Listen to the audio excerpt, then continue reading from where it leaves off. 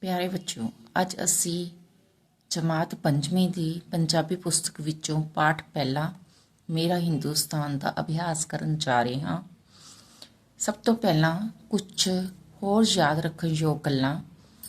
ਸਾਡੇ ਦੇਸ਼ ਦਾ ਨਾਂ ਹਿੰਦੁਸਤਾਨ ਹੈ। ਇਸ ਨੂੰ ਭਾਰਤ ਵੀ ਕਹਿੰਦੇ ਹਨ। ਭਾਰਤ ਵਿੱਚ ਕੁੱਲ 29 ਰਾਜ ਹਨ। ਭਾਰਤ ਦੀ ਰਾਜਧਾਨੀ ਦਿੱਲੀ ਹੈ। ਭਾਰਤ ਦਾ ਰਾਸ਼ਟਰੀ ਝੰਡਾ ਤਿਰੰਗਾ ਹੈ। ਇਸ ਦੇ 3 ਰੰਗ ਕੇਸਰੀ, ਸਫੈਦ, ਹਰਾ ਹਨ।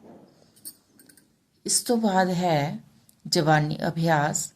ਇਹਨਾਂ ਪ੍ਰਸ਼ਨਾਂ ਦੇ ਉੱਤਰ ਤੁਸੀਂ ਜ਼ਬਾਨੀ ਦੇਣੇ ਹਨ।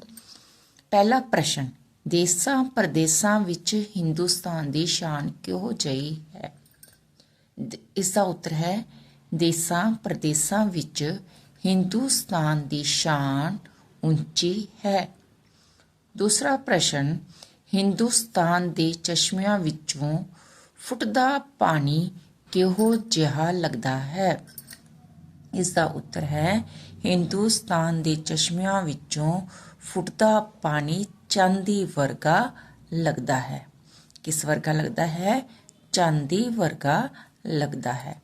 ਸਾਨੂੰ ਹਰ ਨਵੀਂ ਸਵੇਰ ਨੂੰ ਕੀ ਵੰਡਣਾ ਚਾਹੀਦਾ ਹੈ? ਇਸ ਦਾ ਉੱਤਰ ਹੈ ਸਾਨੂੰ ਹਰ ਨਵੀਂ ਸਵੇਰ ਨੂੰ ਫੁੱਲਾਂ ਜਿਹੀ ਮੁਸਕਾਨ ਵੰਡਣਾ ਚਾਹੀਦੀ ਹੈ। ਕਵਿਤਾ ਨੂੰ ਲੈ ਵਿੱਚ ਗਾਓ। ਇਸ ਕਵਿਤਾ ਨੂੰ ਚੰਗੀ ਤਰ੍ਹਾਂ ਯਾਦ ਕਰੋ, ਫਿਰ ਆਪਣੀ ਸਵੇਰ ਦੀ ਸਭਾ ਅਤੇ ਕਲਾਸ ਵਿੱਚ ਸੁਣਾਓ। ਪਾਠ ਅਭਿਆਸ ਪਹਿਲਾ ਹੈ, ਹੇਠ ਲਿਖੇ ਪ੍ਰਸ਼ਨਾਂ ਦੇ ਉੱਤਰ ਲਿਖੋ। ਪਹਿਲਾ ਪ੍ਰਸ਼ਨ, ਅਸੀਂ ਹਿੰਦੁਸਤਾਨ ਦੀ ਮਿੱਟੀ ਨੂੰ ਸੀਸ ਕਿਉਂ ਨਿਵਾਉਂਦੇ ਹਾਂ? ਇਸ ਦਾ ਉੱਤਰ ਹੈ ਕਿਉਂਕਿ ਹਿੰਦੁਸਤਾਨ ਦੀ ਮਿੱਟੀ ਵਿੱਚ ਮੋਤੀਆਂ ਵਰਗੇ ਦਾਣੇ ਉੱਗਦੇ ਹਨ। ਇਹ ਮਿੱਟੀ ਸਾਡੇ ਲਈ ਵਰਦਾਨ ਹੈ। ਸਾਡੇ ਦੇਸ਼ ਦੀ ਮਿੱਟੀ ਸਾਡੇ ਲਈ ਮਾਂ ਹੈ। ਪ੍ਰਸ਼ਨ 2, ਸਾਨੂੰ ਕਿਸ ਪ੍ਰਕਾਰ ਦੀ ਕਮਾਈ ਕਰਨੀ ਚਾਹੀਦੀ ਹੈ? ਉੱਤਰ, ਸਾਨੂੰ ਹੱਕ ਸੱਚ ਦੀ ਨੇਕ ਕਮਾਈ ਕਰਨੀ ਚਾਹੀਦੀ ਹੈ।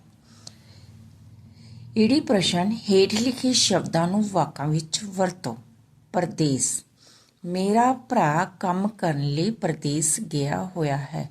ਪ੍ਰਦੇਸ ਤੋਂ ਇੱਥੋਂ ਭਾਵ ਹੈ ਦੂਸਰਾ ਦੇਸ਼। ਚਾਂਦੀ, ਮੇਰੇ ਕੋਲ ਚਾਂਦੀ ਦੇ ਗਹਿਣੇ ਹਨ।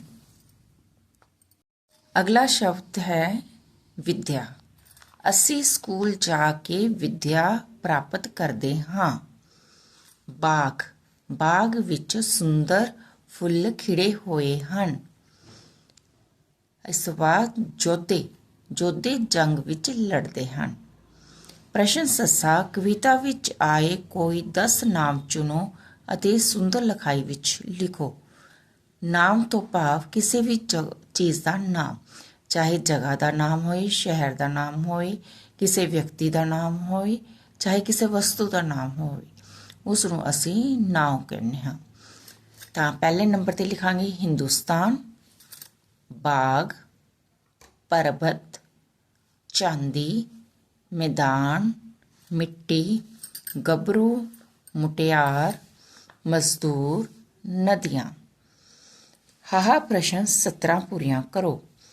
ਪਹਿਲੀ ਲਾਈਨ ਹੈ, ਇੱਕ ਬਾਗ ਵਿੱਚ ਅਸੀਂ ਹਾਂ ਉੱਗੇ ਬੂਟੇ ਕਈ ਤਰ੍ਹਾਂ ਦੇ। ਅਗਲੀ ਸਤਰ ਅਸੀਂ ਲਿਖਾਂਗੇ, ਪਰ ਆਪਸ ਵਿੱਚ ਘੁਲੇ ਮਿਲੇ ਹਾਂ ਪਾਣੀ ਜਿਵੇਂ ਸਰਾਂ ਦੇ। ਰਿਸ਼ੀਆਂ ਮੁਨੀਆਂ ਗੁਰੂਆਂ ਪੀਰਾਂ ਇਸ ਦੀ ਸ਼ਾਨ ਵਧਾਈ।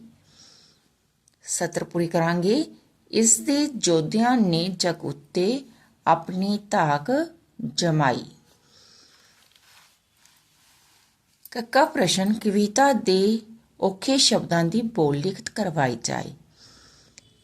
ਇਸ ਵਿੱਚ ਤੁਹਾਡਾ ਅਧਿਆਪਕ ਤੁਹਾਨੂੰ ਔਖੇ ਸ਼ਬਦ ਬੋਲਣਗੇ ਤੇ ਤੁਸੀਂ ਉਸ ਨੂੰ ਕਾਪੀ ਉੱਤੇ ਲਿਖਣਾ ਹੈ, ਜਿਸ ਨੂੰ ਕਿ ਅਸੀਂ ਕਹਿੰਦੇ ਹਾਂ ਬੋਲ ਲਿਖਤ।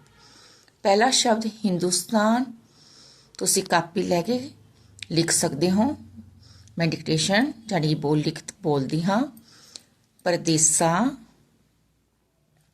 ਚਸ਼ਮਿਆਂ, ਫੁੱਟਦਾ, ਵਰਦਾਨ, ਵੰਡੀਏ, ਮੁਸਕਾਨ, ਯੋਧਿਆਂ, ਮਜ਼ਦੂਰ। ਇਸ ਤੋਂ ਬਾਅਦ ਤੁਹਾਡੇ ਇਸ ਪਾਠ ਦੇ ਵਿੱਚ ਸਾਡੇ ਦੇਸ਼ ਦਾ ਜਿਹੜਾ ਰਾਸ਼ਟਰੀ ਝੰਡਾ ਹੈ ਤਿਰੰਗਾ, ਉਸ ਦੀ ਪਿਕ ਦਿੱਤੀ ਹੋਈ ਹੈ। ਤੁਸੀਂ ਉਸ ਦੇ ਵਿੱਚ ਰੰਗ ਭਰਨਾ ਹੈ। ਉੱਪਰ ਕੇਸਰੀ, ਚਿੱਟਾ, ਹਰਾ ਤੇ ਵਿੱਚ ਜਿਹੜਾ ਅਸ਼ੋਕ ਚੱਕਰ ਹੈ ਉਸ ਵਿੱਚ ਗੂੜਾ ਨੀਲਾ ਰੰਗ।